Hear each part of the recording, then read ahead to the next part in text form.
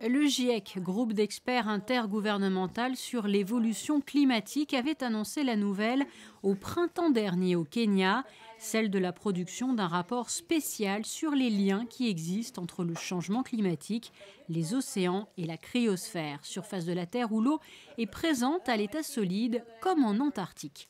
Une décision qui constitue un signal fort afin d'encourager la communauté internationale à poursuivre les actions en faveur de la planète. La réunion de cadrage du projet de ce rapport spécial a débuté à Monaco le 6 décembre au matin. Elle se poursuivra jusqu'au 9 et rassemble chercheurs, scientifiques, physiciens, océanographes, climatologues, météorologues. Tous peuvent attester des conséquences directes des changements climatiques subis par les océans, comme l'acidification ou l'augmentation du niveau de l'eau. Il s'agit d'un sujet très important, comme vous le savez. Les océans couvrent 70% de la surface du globe et ils absorbent en fait tous les problèmes liés aux émissions de dioxyde de carbone dans l'atmosphère. Les processus ont des conséquences dans l'air, bien sûr, mais aussi sur les océans et plus largement encore sur l'humanité. On retrouve même des traces dans les calottes glaciaires, des conséquences négatives en résumé, et c'est pour cela que le travail de tous ces experts est ainsi primordial. Et il va nous permettre de comprendre comment mieux appréhender ces problèmes.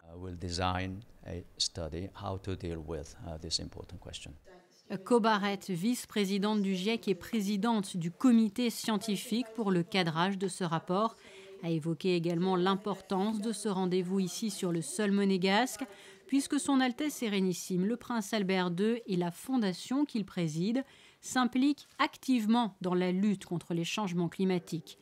Monaco a d'ailleurs mené un travail important en faveur de l'établissement de ce rapport spécial. Le souverain a prononcé un discours lors de la cérémonie d'ouverture qui, tout comme celui du président du GIEC, était empreint d'optimisme, car le temps est à l'action et des initiatives se multiplient et doivent se poursuivre un peu partout dans le monde. C'est une belle satisfaction, c'est une belle reconnaissance, je crois, de la part du GIEC et de l'ensemble des scientifiques qui participent à l'élaboration de ces différents rapports, et notamment de celui sur les océans et sur la cryosphère. Et je pense que pour Monaco et pour les pays aussi qui étaient avec nous pour aider à pousser le GIEC à faire ce rapport spécial, je pense que c'est une première étape. Le fait qu'elle ait lieu à Monaco, c'est une belle reconnaissance. Et je pense que c'est un beau point de départ pour ce rapport qui est très attendu par l'ensemble des pays. IPCC is very grateful for the foundation support.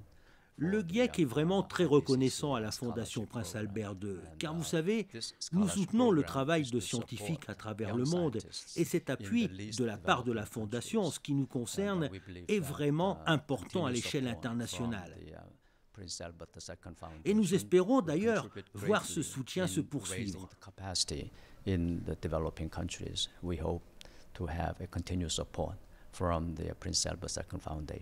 Une centaine d'experts venus de 40 pays différents se penchent donc tout au long de la semaine sur ce projet de rapport spécial du GIEC, soutenu également par le gouvernement princier.